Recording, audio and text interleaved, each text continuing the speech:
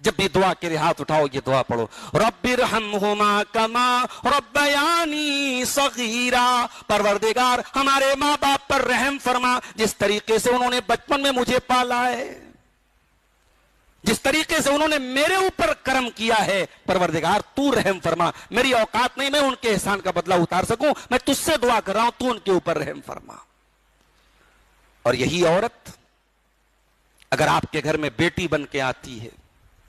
نبی اکرم نے کیا فرمایا؟ اماں عائشہ فرماتی ہیں ایک بھیک مانگنے والی عورت آئی، میرے پاس کھانے کو کچھ نہیں تھا، ایک کھجور تھی میں نے اٹھا کے دے دی، اس عورت کے ساتھ دو چھوٹی چھوٹی بچیاں بھی تھی، اس نے کھجور کے 2 ٹکڑے کیے اور دونوں بیٹیوں کو دے دیا، فلم تاکل منہا شیئا، اور خود بھوکی رہ گئی۔ ہاں میرے پیارے بھائیوں، یہ کلیجہ ماں کا زندگی میں کبھی اگر حلال کمائی کے لیے کوئی ٹینشن ہو تو یہ دعا پڑھ لیا کریں، اور یہ دعا حضرت علی کو جناب محمد رسول اللہ صلی اللہ علیہ وسلم نے سکھائی تھی۔ کیا ہے وہ دعا؟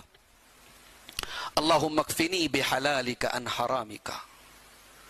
اللہم اکفنی بحلالک عن حرامک، اے اللہ مجھے اتنا حلال دے دے کہ تیرے حرام سے بے نیاز ہو جاؤں،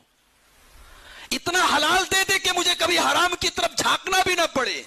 وَأَغْنِنِي بِفَضْلِكَ عَمَّنْ سِوَاكَ، اور اے اللہ اپنے فضل سے اتنا غنی بنا دے، اتنا مالدار بنا دے کہ تیرے سوا کسی اور کے آگے ہاتھ نہ پھیلانا پڑے۔ بہترین دعا ہے، جامع دعا ہے۔ حضرت علی رضی اللہ تعالیٰ عنہ کہتے ہیں کہ اگر پہاڑوں کے برابر بھی آپ کے اوپر قرضہ ہے تو انشاءاللہ اللہ تعالیٰ قرضوں کی ادائیگی کا سامان کر دے گا۔ تو حلال کمائی کی فکر ہم کریں، فتنوں کا دور ہے، حرام کے راستے بہت نظر آ رہے ہیں، حلال کے محدود نظر آ رہے ہیں، لیکن حلال ہی میں ہماری نجات ہے، اور دل کی سختی کا علاج بھی اسی میں ہے۔ زندگی میں کہ ہو سکتا ہے کبھی کبھی اللہ تبارک و تعالی ہمیں بیماری کے ذریعے آزماتا ہے، بچوں کو بیماری ہے، نظر لگ گئی ہے، ہمیں آزماتا ہے، ہمیں دعائیں پڑھنی چاہیے۔ اللہ کے نبی صلی اللہ علیہ وسلم اپنے نواسے حسن اور حسین کو پڑھ کے دم کرتے تھے، اعیذکما بکلمات اللہ التامہ من کل شیطان وہامہ ومن کل عین لامہ۔ یہ دعائیں ہیں، چھوٹی چھوٹی دعائیں ہیں، مرد حضرات بھی یاد کر لیں، عورتیں بھی یاد کر لیں، رات میں سونے کے پہلے آیت الکرسی پڑھ لیں،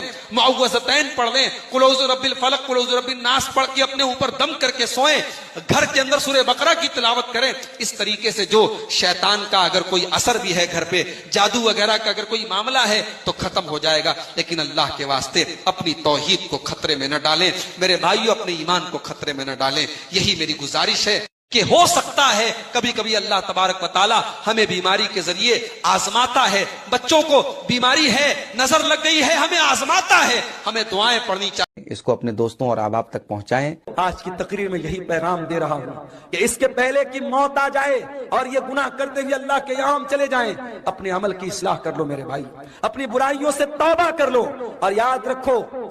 توبہ کرنے کے لیے کل کا انتظار مت کرو، جاؤ اپنے کمرے کا دروازہ بند کرو، جس طریقے سے بیٹھ کر کے بند کمرے میں موبائل دیکھتے ہو، جاؤ اپنے کمرے کی لائٹ بھی بند کر دو، دروازہ بھی بند کر دو، اور وضو کر کے اللہ کے سامنے ہاتھ پھیلاؤ اور سوچو کہ اب تک کی زندگی کیسی گزری تھی، اپنے گناہوں کو یاد کرو، اپنے خطاؤں کو